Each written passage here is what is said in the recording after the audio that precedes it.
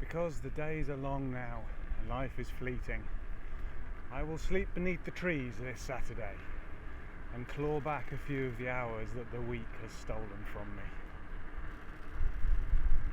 And that is just a very wafty way of saying that this is going to be another YouTube overnighter. I mean, there's thousands of them out there already. But it does beg the question, why are there thousands of them? If I was at home tonight, I'd probably cook up some dinner, do some whittling, listen to a couple of podcasts, sleep in my own bed. As it is, I'm going to cook up some dinner that won't be as nice as what I'd have at home.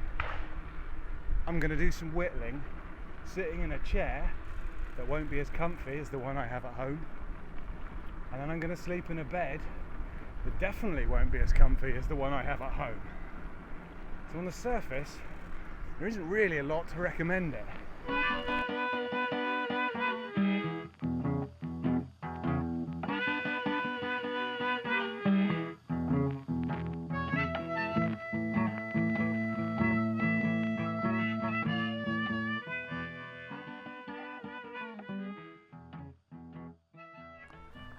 Anyone who does any kind of outdoor type pursuits, whether it be massive ultra marathons and endurance rides or just little local overnighters like this, the question's going to come up from time to time. Why would you choose to put yourself in a situation where you are colder, wetter, more tired, more hungry, more uncomfortable than you have to be?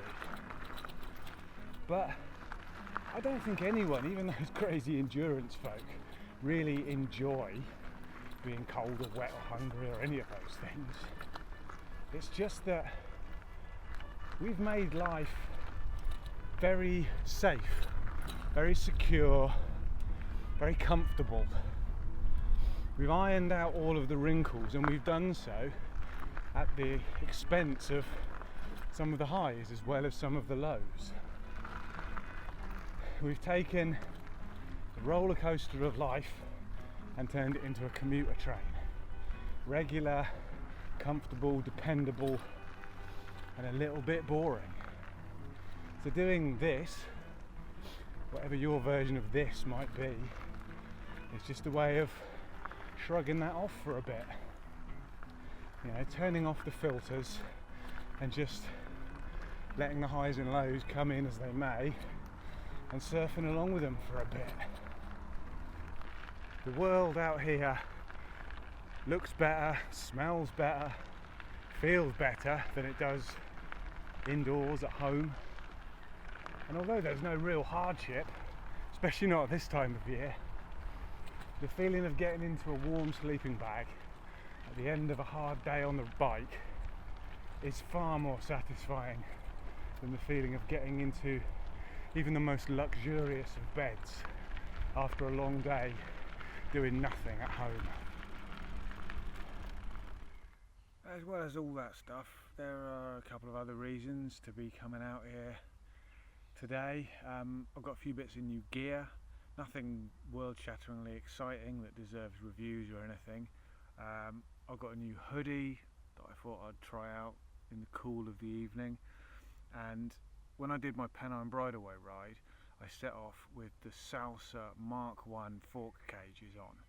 So anyone who knows anything about those won't be surprised to hear that I came home from that ride basically with scrap metal attached to my forks. I think 5 of the 6 mounting points sheared off on that ride, and I only managed to get home with them because they were held on by volet straps. So I've replaced those with a couple of little tail fin cages which I wanted to try out. But mostly it's because I've got a tarp. I bought this a couple of years back and I've only slept under it 3 times, maybe 4, I think. So I've had my lunch now.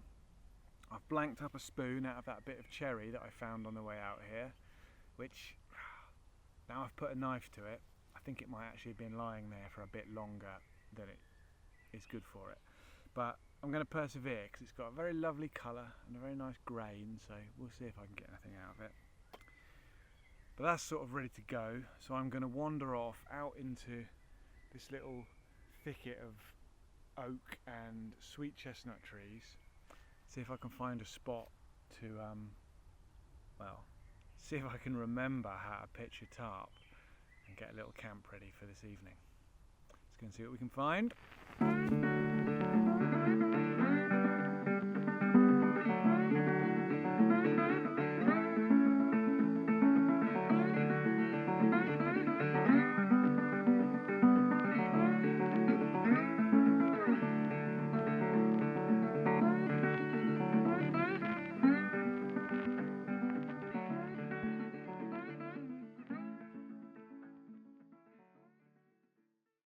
That was a little bit more of a process than I had hoped it would be. Turns out I can't really remember how to pitch a tarp. I don't know if I was ever any good at it actually. So it took a few attempts before I got it looking ship shape or tarp shape or whatever. I remembered all the knots, which is good. Bowline, Faramond friction hitch, prusik knot. They all came back to me, which was very pleasing. And I'm sort of set up now, I think.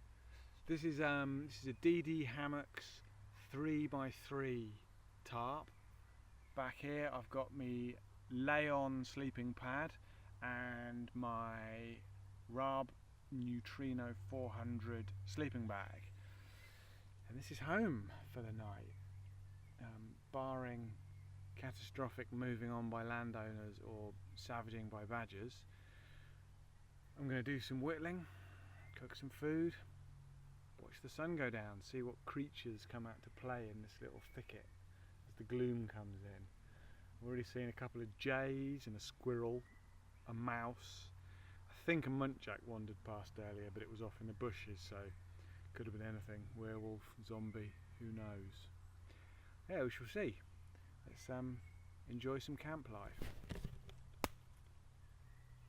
Mosquitoes as well. God love them.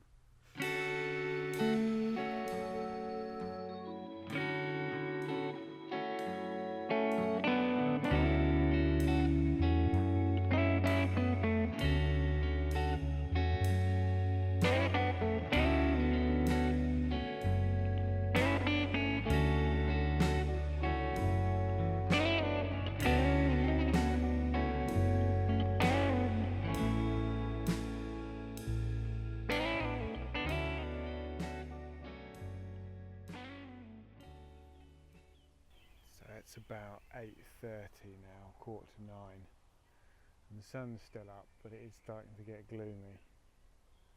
It's incredibly still. Would be incredibly quiet if there wasn't a road down there that's still carrying a bit of traffic, but it's very nice. Seen a couple of deer, lots of squirrels, a few mosquitoes. The birds are doing their evening bird thing. And I'm just being in the woods. It's very pleasant. It's funny how as it starts to get darker, the woods start to feel denser. When I pitched up here, this seemed like a really sort of open, airy piece of woodland. But now it all feels like it's closing in a little bit. It'll be interesting to see what it's like in full dark. I think we only get 4 or 5 hours of full dark. It's not really full, summer full dark this time of year, but that'll be interesting. Hopefully I'll get spooked by many badgers. We shall see. I'm just gonna hang out and listen to the birds for a bit and take in the evening, really. Nothing else to do. It's great.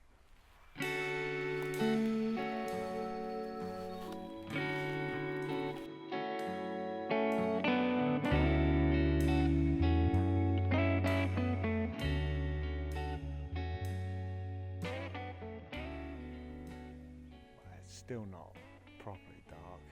You can see how light the sky is, but it's 10 o'clock or so now. So I'm going to get into my bag, see if I can get some sleep, and probably get up early, so good night all. I'll see you in the morning for coffee. Jolly good.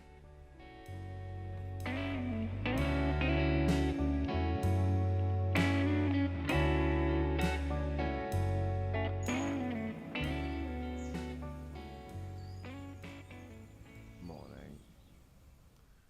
It is just come up to 8 o'clock, I think, and shaping up to be another glorious day by the looks of things. So up and at 'em, let's get some coffee, see what the world's doing. Coffee's ready. Now the day can begin. I survived the night, no badger savaging, no very little nature action at all actually. I heard a couple of owls and a few things sort of snuffling around, but not as much as I'd sort of expected. Either it was just, I don't know, a quiet night in the woods, or I slept through it.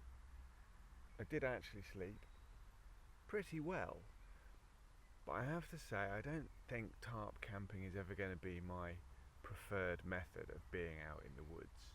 It's lovely to have the wind and be able to feel the air moving around you. It's fantastic waking up like this, especially on a morning like this, with the sun coming up and just starting to come down through the leaves and all these little golden patches of sunshine appearing. It's really, really beautiful. It's a great way to start the day. But practically, for me as a messy and unorganised person, it's just too easy to get debris in your bed, to lose all your stuff into the debris around your bed. And I think, uncool as it is, I'm probably always going to prefer having a little insulated bug-proof bubble with pockets that I can zip myself into at the end of the day. I just think tents cover all bases really. They're easier to pitch, they're quicker to pitch, you can pitch them anywhere. I think I'm a tent person, but this will probably get brought out just now and again so I can practice my knots as much as anything else. I'm not going to complain. What a morning. Fantastic. So I'm going to break this lot down, pedal off, go and see my dad, who lives not far from here, and make the most of a sunny day. Hope you're all doing the same. Cheers.